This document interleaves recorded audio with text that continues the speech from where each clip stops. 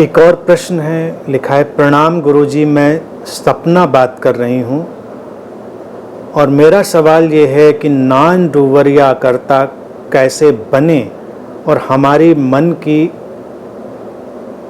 कैसे सुने और हमारी लाइफ का पर्पज कैसे पूरा करें। अकर्ता के लिए कुछ बनना नहीं है। अकर्ता अर्थात बनने का मोह छोड़ देना, जीवन को अपना काम करने देना। और लिखा है कि मन की कैसे सुने और लाइफ पर्पज को कैसे पूरा करें। जितनी बात पूछी है वो कर्ता की है कि कैसे बने, कैसे सुने, कैसे करें, और अकर्ता है कि सब हो रहा है उसके साथ बहें। मन सुनाए तो सुन ले, नहीं सुनाए तो ना सुने। ऐसे सुने। एक सुनने का तरीका है कि जबरदस्ती सुने और एक तरीका है कि बस सुने, सुना दे तो सुन ले, न सुनाए तो ना सुने। मन की भी अपनी निजता रहने दें, उसकी भी अपनी इंडिविजुअलिटी रहने दें। मन के ऊपर भी दबाव ना डालें। अपने अंतर मन को भी ऐसा समझें कि उसका भी अपना एक जीवन है। वो तुमसे कभी वार्तालाप करे, सुन ले, ना करे, चुप हो, ना सुने, नहीं सुनाने की जरूरत होगी।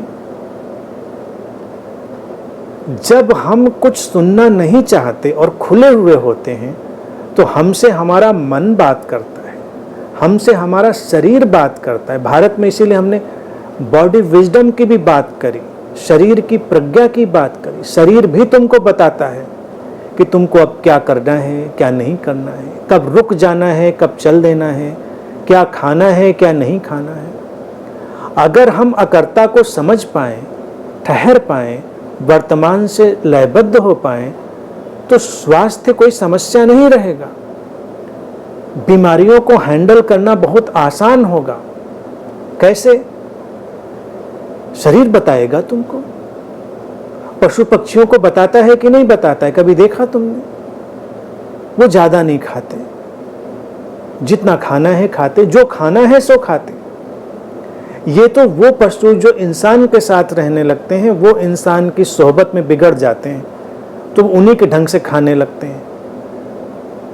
घरों में पले हुए देखिए जो पेट से, उन्हीं की तोंद वगैरह निकलती है। क्यों? क्योंकि वो अपने पालने वाले जैसे हो जाते हैं। धीरे धीरे उनकी समझ जो है जाती रहती है वो। लेकिन जो निसर्ग में है, प्रकृति के साथ है, वो अपनी बॉडी विजडम में है, नेचुरल विजडम में है, स्वस्थ है। मनुष्य को ये विकल्प अस्तित्व ने दिया है, लेकिन हमने उसको सुनना बंद कर दिया है। वही है मन की संरचना। हम शरीर और मन का एक जोड़ हैं, कॉम्बिनेशन ऑफ बॉडी माइंड। मन की सुने, अगर सुनने की कोशिश करेंगे तो मन की नहीं सुनेंगे, फिर अपने मन की सुनेंगे। जो तुम सुनना चाहते हो वही सुनोगे। दुनिया में यही तो विडंबना है, विभीषिका है, और उसी से सारी अराजकता है कि लोग वही सुनते हैं जो सुनना चाहते हैं, लोग वही देखते हैं जो देखना चाहते हैं। तो अगर ऐसे सुनोगे तो तुम वही सुन लोगे जो तुम सुनना चाहते हो। तो उसको जाने दें। कभी अचानक भीतर से कुछ उठ जाए, उसका स्वागत करें। वो सुनना हुआ, वो घटना है, वो घटेगा। सुनने की कोशिश नहीं करनी है। और फिर लिखा अपने जीवन के पर्पज को कैसे पूरा करें। तो समस्या इसमें यह है कि पहले आपको पता करना पड़ेगा कि जीवन का पर्पज क्या है। और तमाम लोगों को बहुत कुछ लगता है जीवन का पर्पज होगा। मेरे पास अक्सर ये वाला प्रश्न बड़ा खतरनाक प्रश्न है। अक्सर मेरे पास लोग आ जाते हैं और पूछते हैं कि मैं यूं ही तो नहीं पैदा हुआ होऊंगा, जीवन में कुछ तो करना होगा, कोई तो उद्देश्य होगा जीवन को और मैं अपने उद्देश्य को पूरा करूंगा। अब सभी को लगता है कि जीवन का पर्पज उनका क्या होगा। अगर अध्यात्म में आ गए तो उनको बुद्ध होना है, उनको बहुत बड़ा गुरु होना है, जल्दी ही बैठ के प्रवचन देना है, कैसे पता चलेगा आध्यात्मिक हो गए ना? सोशल मीडिया ज्वाइन करना है, ट्विटर फेसबुक ज्वाइन करना है, लिख लिख के लोगों को सताना है, कैसे पता चलेगा कि मैं ज्ञानी हो गया हूं? तो पता चलना चाहिए लोगों को, उद्देश्य पूरा करना है। ज्यादातर लोगों को ये लगता है धन की तरफ रुचि है तो सबको बहुत अमीर होना है,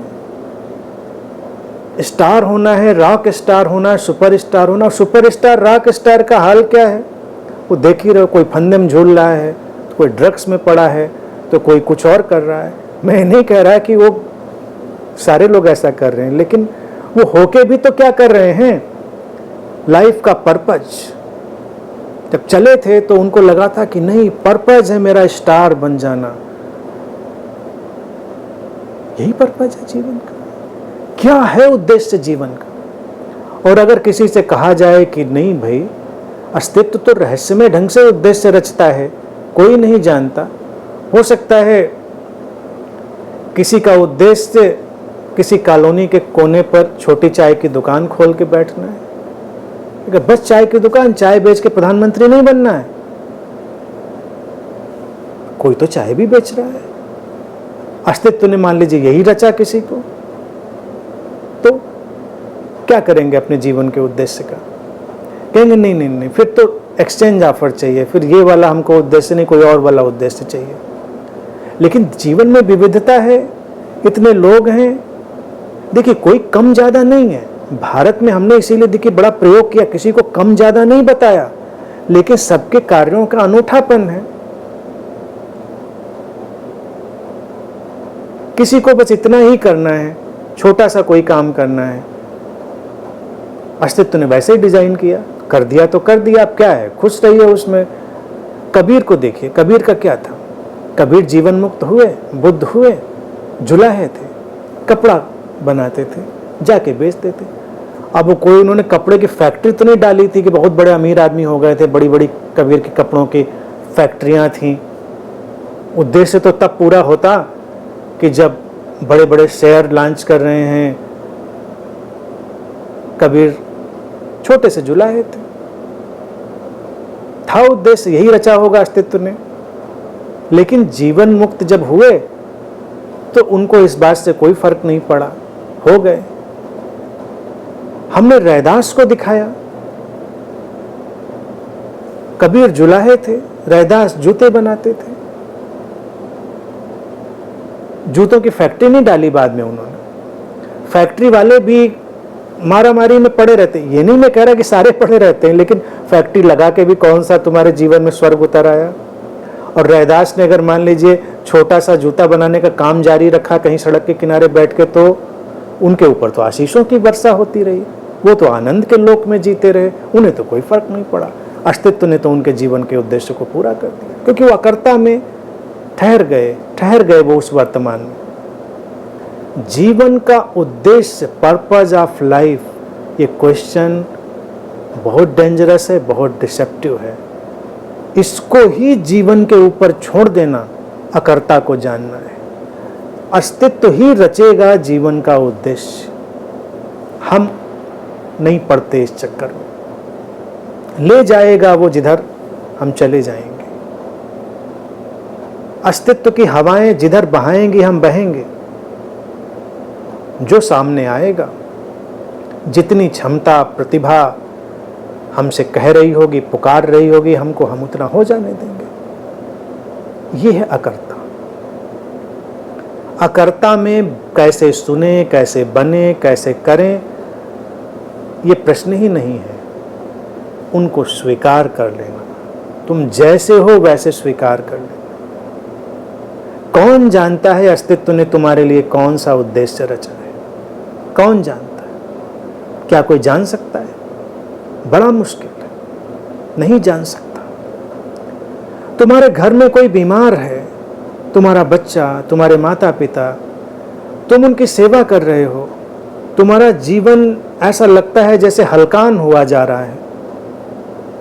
कौन जानता है अस्तित्व ने तुम्हारे लिए यही उद्देश्य रचा कि तुमको इस समय सेवा करनी है? कौन जानता है? लेकिन हमको लगता है कि नहीं, जल्दी से जल्दी इससे आगे जाकर कुछ महान काम होना चाहिए। केवल चाय बेचनी है, प्रधानमंत्री नहीं बनना है। तो ऐसे डिसेप्शन में हमको नहीं जाना है। अस्तित्व को तुमको जहां ले जाना होगा ले जाएगा। पर्पज विल हैपन, उद्देश्य घटेगा, उद्देश्य घटेगा। उद्देश्य हम नहीं बनाते, इसीलिए तो चलते तुम कहीं हो, पहुंच कहीं जाते हो।